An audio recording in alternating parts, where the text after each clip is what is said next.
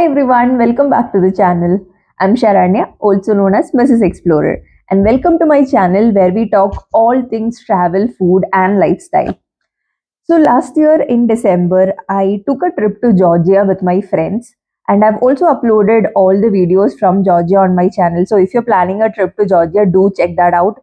I did share across day wise itineraries, and I also shared visa process for Georgia. So I've been receiving a lot of questions in the comment section for those videos, which kind of made it clear that Georgia is an emerging destination and people really don't know much about Georgia. And there were very important things which we ourselves got to know while we were there. So I thought, why not make a complete video about all those things that you need to know about Georgia?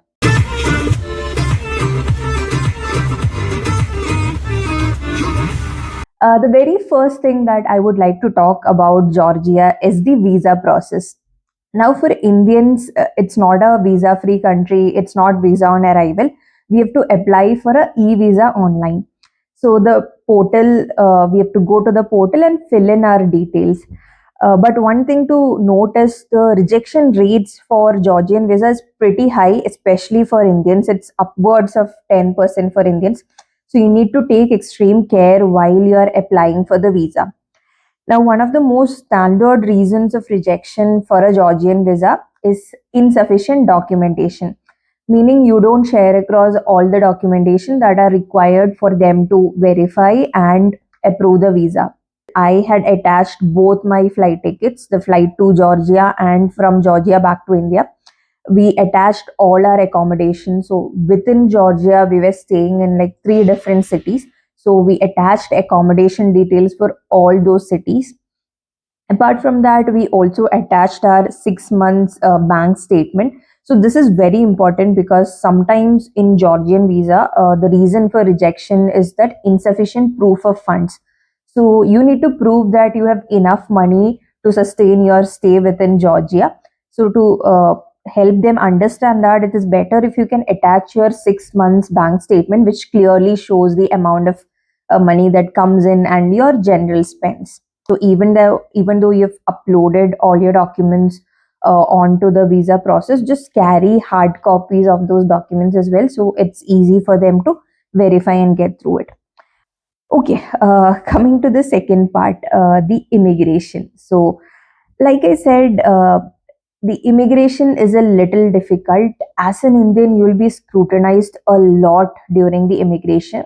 So the first point to remember, like I said, carry hard copies of all the documents that you uploaded during your visa process. This includes a printout of your flight tickets, printout of your hotel accommodation, printouts of your bank statements.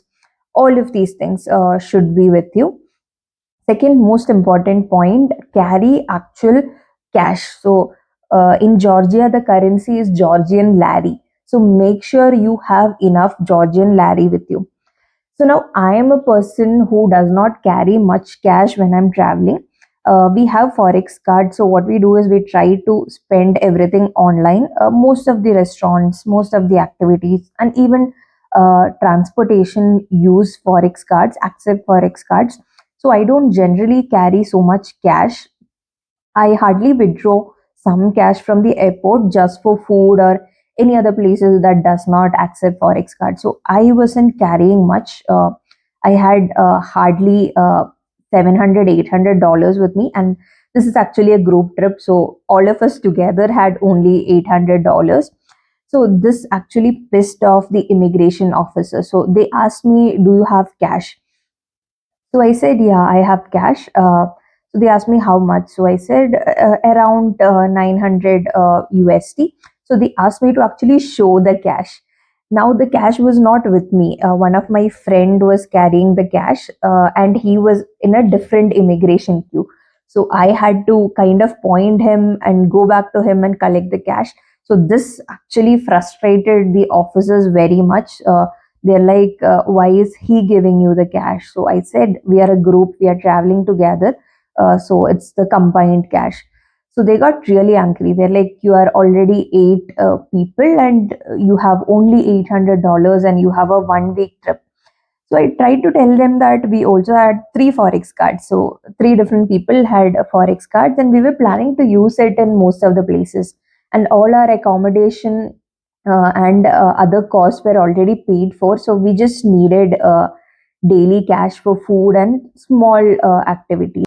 Now, apart from all of that, the fact is a lot of Indian students study in Georgia. A lot of people go for work purposes in Georgia, and there is a lot of illegal immigration activity through Georgia to Europe. So people first land in Georgia and then they try to move to other European cities.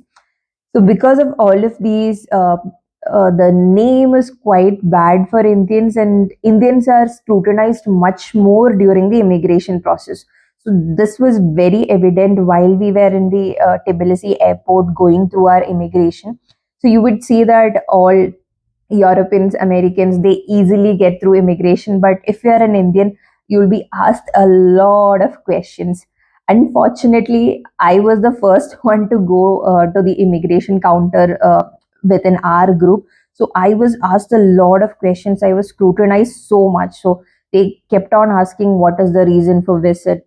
So I said it's leisure, it's travel, vacation, but they asked a lot of follow-up questions. They wanted to see all my documents, the flight to Tbilisi, flight back from Georgia, all the hotel accommodation and the bank statements. They literally took minutes to verify the bank statement. So as an Indian, you'll be scrutinized a lot at the immigration point. And the officers were pretty rude to us. Borderline racist behavior, and this is something I've heard from a lot of people who have traveled to Georgia. So Indians are prone to a lot of racism. So don't take it to your heart. Try to answer everything possible and keep all your documents handy. Third most important thing that you need to know about Georgia is the communication barrier. So the communication barrier is real in Georgia, and it is one of the countries where I've visited where I've faced the most communication barriers. So people in Georgia do not understand English. So there were hardly very few people who understood English, and even when I say they understood English, they only understood words. So if you say sentence in English, they wouldn't understand.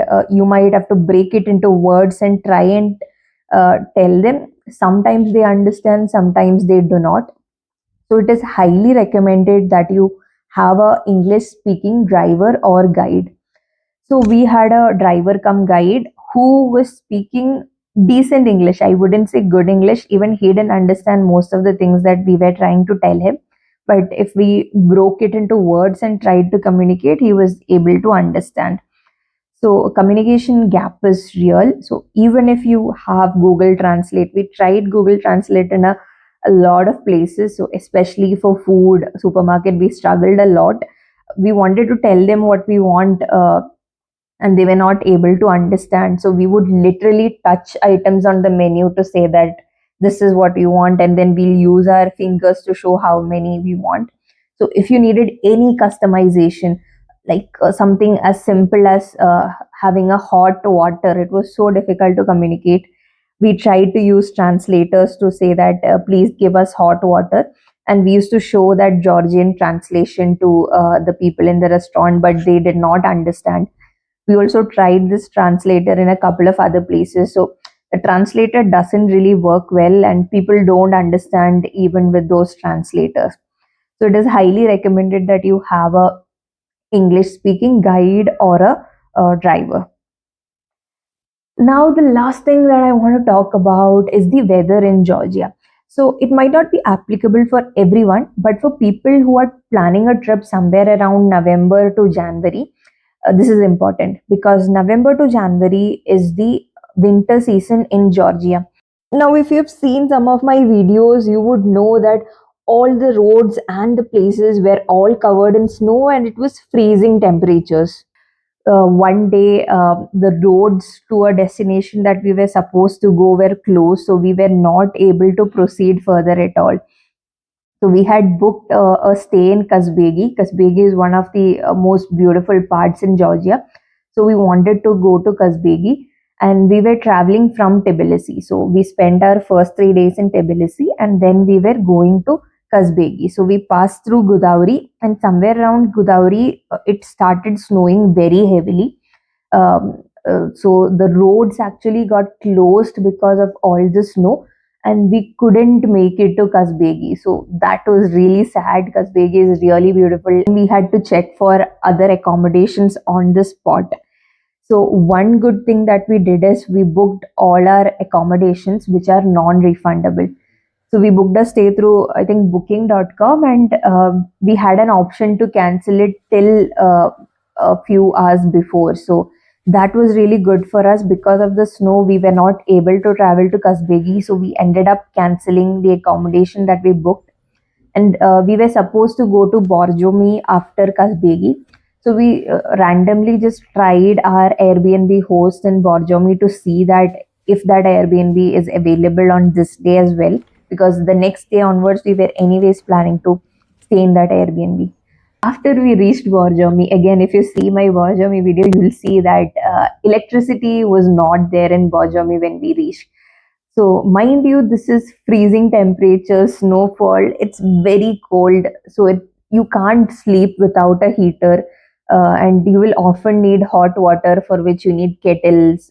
So, without electricity, it's going to be very difficult.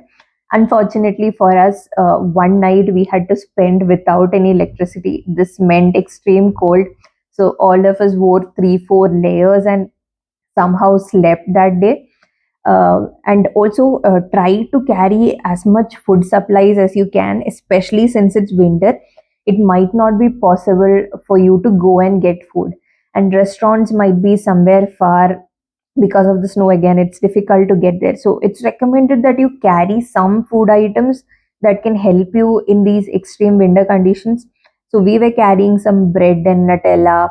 And the last thing that I want to say about Georgia is, please have your travel and health insurance while you're traveling to Georgia. So, travel and health insurance isn't really mandatory when you're applying for visa, but it is highly recommended. So, when you're applying for your visa, make sure that you have a decent travel insurance and health insurance.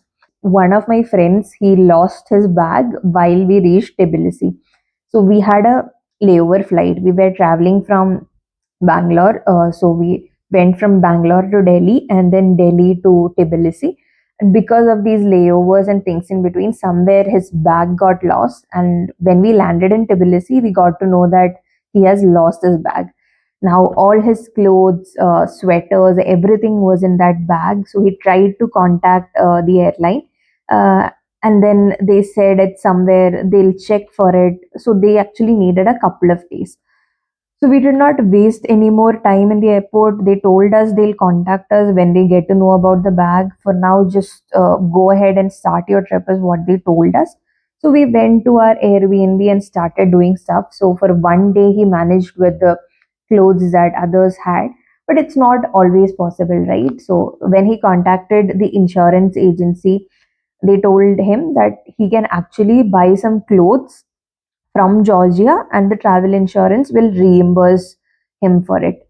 So he ended up going to a mall and buying all the clothes, winter wear, and after coming back to India, he was able to claim those expenses. So it is very important. In his case, it was only clothes that got lost, but if you have anything else that is very important, it will really help you if you have a travel insurance.